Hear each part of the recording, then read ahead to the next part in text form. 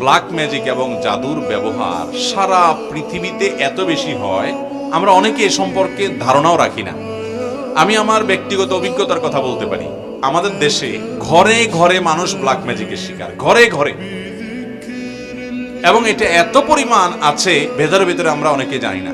আপনারা বিভিন্ন কাগজ দেখেন, সোশ্যাল মিডিয়াতে, বিভিন্ন শহরে, বিভিন্ন আপনার বৈদ্যুতিক খুঁটি ইত্যাদিতে তান্ত্রিক অমুক কামাখ্যা থেকে প্রশিক্ষণ প্রাপ্ত, দেখেন না?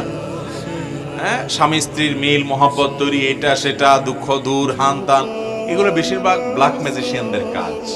এবং ব্ল্যাক ম্যাজিক এটা মানুষকে ধ্বংস করার জন্য ব্যবহার করা হয়, মৃত্যুর মুখে ঠেলে দেওয়ার জন্য ব্যবহার করা হয়। এটার বাস্তবতা আছে, এটার বাস্তবতা আছে। এবং এত বেশি এই বিষয়টা দৃশ্যমান, মানে দেখতে তো মনে হয় না যে এটা দেখার কোনো উপায় আছে, কিন্তু এটা আপনি যদি কোনো ব্ল্যাক ম্যাজিকের রোগীর কাছে যান এবং তার ট্রিটমেন্ট দেখেন, বিশেষ করে কোরআনের উপরে ঈমান আনার জন্য আর কিচ্ছুর দরকার নাই।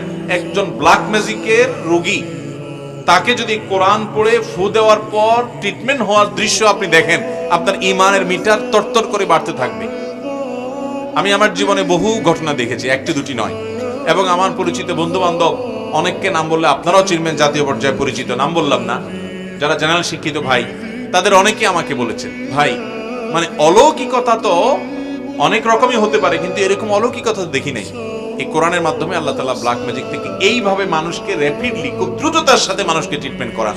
অনেক রোগী আছে দেখবেন কোনো ট্রিটমেন্টে কাজ হয় না, কোনো ট্রিটমেন্টে কাজ হয় না। এগুলো বেশিরভাগ ব্ল্যাক ম্যাজিকের রোগী হয়। আমি আমার মসজিদের মহল্লার এলাকাতে এক ভদ্র মহিলা, বয়স অনেক কম, একটা বা দুইটা বাচ্চা হয়েছে, তিনি বিছানায় শয্যাশায়ী হয়ে গেছেন। 1 বছর আগের ঘটনা, নারায়ণগঞ্জ ভূমিপল্লী এলাকা। তো সেখানে আমাকে